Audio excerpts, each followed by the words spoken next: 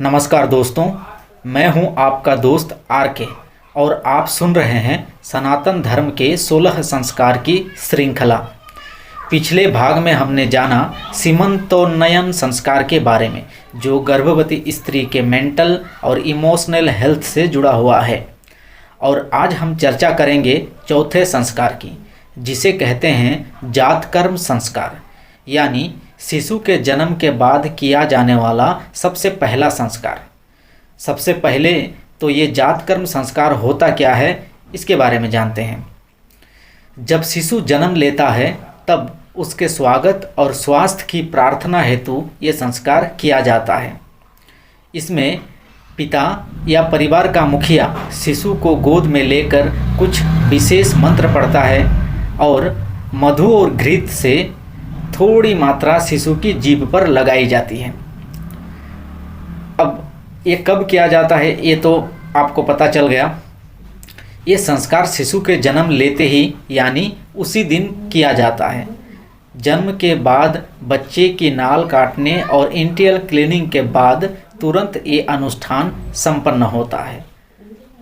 अब इसे करता कौन है, इसका जवाब भी आपको मिल चुका है। मुख्य रूप से पिता यह संस्कार करता है। पिता मंत्रोच्चारण के साथ शिशु को अपनी गोद में लेते हैं और उसके कान में भगवान का नाम बोलते हैं।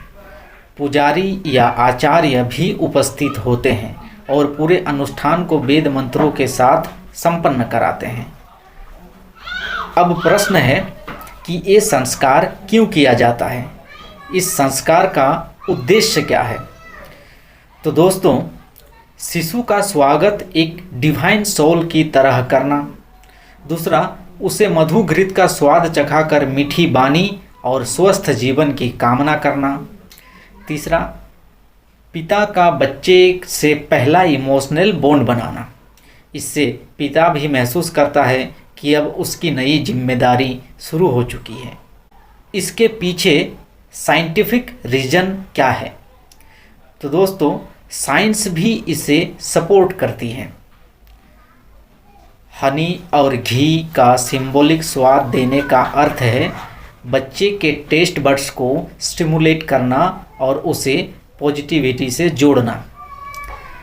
आज मॉडर्न साइंस कहती है कि न्यूबॉर्न को तुरंत मदर्स कोलोस्ट्रम मिल्क देना चाहिए, क्योंकि उसमें एंटीबॉडीज होती हैं जो बच्चे को इन्फेक्शन से बचाती है।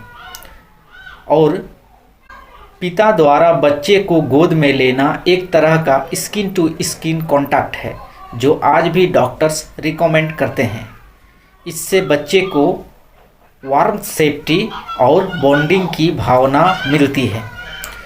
तो बेसिकली जातकर्म संस्कार मतलब immunology plus psychology plus bonding तीनों को कवर करता है। तो ये संस्कार न्यूबॉर्न के लिए फर्स्ट वेलकम सेरेमनी है, जिसमें स्पिरिचुअलिटी और साइंस दोनों ब्यूटीफुल्ली कनेक्ट हो जाते हैं। और यही कारण है कि हमारे ऋषियों ने इसे चौथा संस्कार बनाया। तो दोस्तों, ये था चौथा संस्कार, जिसका नाम है जातकर्म संस्कार। अगले भाग में हम जानेंगे पांचवा संस्कार के बारे में, जिसका नाम है नामकरण संस्कार, यानी शिशु के नामकरण के बारे में। तो दोस्तों, अब अनुमति दीजिए। ये वीडियो आपको कैसा लगा हमें ज़रूर बताइए। आपका एक प्यारा सा कमेंट हमें बहुत मोटिवेट करती है। धन्यवाद। जय श्री राम, जय भारत, जय सनातन।